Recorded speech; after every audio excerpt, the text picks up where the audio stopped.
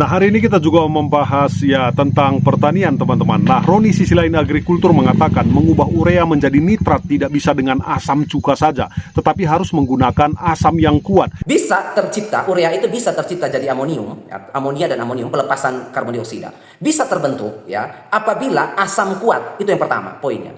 Asam kuat itu apa? Asam sulfat atau asam sulfida. Itu asam kuat kategorinya. Tetapi kalau asam lemah seperti asam cuka, asam dapur, perasan jeruk, itu tidak bisa sebagai katalis atau katalisator merombak, menghidrolisis istilahnya, menghidrolisis urea menjadi amoniak atau amonium. Jadi dia juga memberikan sindiran yang tajam kepada yang mengaku pendamping tani.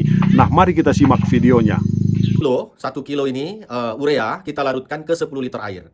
Ureanya kita larutkan ke 10 liter air. Tambahkan nanti cuka atau perasan air jeruknya itu tambahkan 100 ml.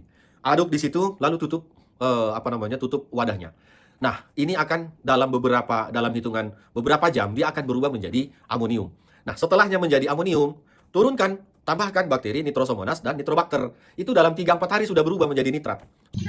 Nah, kita harus berhenti, jangan memakai cuka atau jeruk nipis untuk mengubah urea menjadi nitrat. Itu bukan caranya dan justru merusak tanah. Nah, berikut penjelasan runtut dari yang mudah dicerna. Nah, yang pertama, kenapa urea harus diubah menjadi amonium dan nitrat ya teman-teman.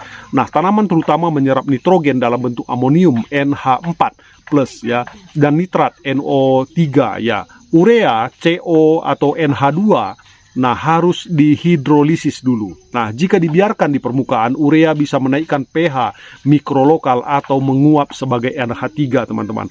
Nah, hilang ke udara ya. Mengubahnya cepat ke NH4+ atau NO3 ya, mengurangi kehilangan, mempercepat ketersediaan nitrogen dan menstabilkan pemupukan, teman-teman. Nah, yang kedua, kenapa tidak bisa memakai asam lemah seperti cuka ataupun jeruk nipis? Nah, asam lemah terionisasi ya sebagian, terionisasi sebagian ya teman-teman ya. Nah, tidak cukup kuat untuk mengkatalis hidrolisis urea pada kondisi lapangan dan tidak mengoksidasi NH4 teman-teman menjadi NO3. Nah,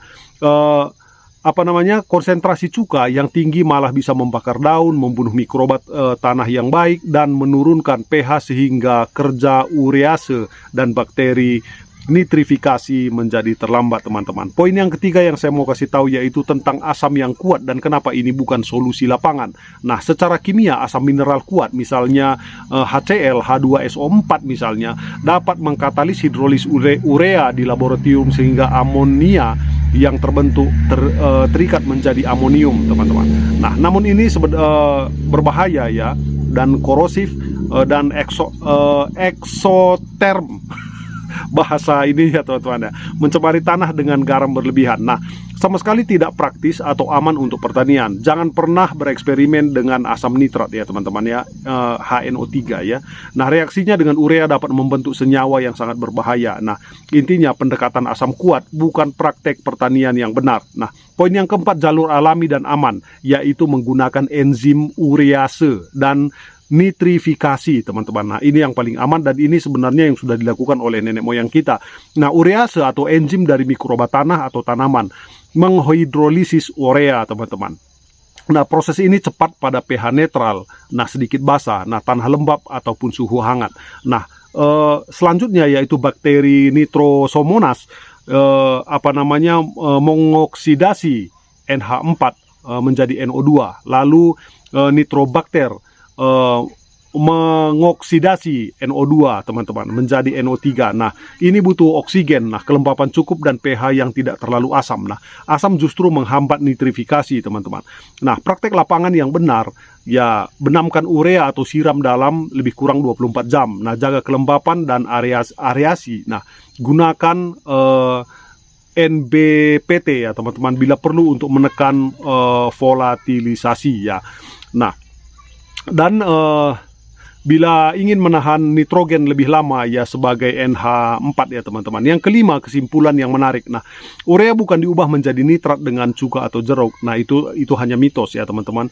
Nah, perubahan urea menjadi amonium dan menjadi nitrat yang aman dan efektif terjadi lewat enzim uriase dan bakteri nitrifikasi, dibantu manajemen pemupukan yang benar, teman-teman, seperti pH air, aerasi, waktu aplikasi, dan sebagainya ya. Hindari eksperimen asam. Nah, kita menyelamatkan tanah dengan cara yang bagus ya teman-teman. Bagaimana menurut kalian?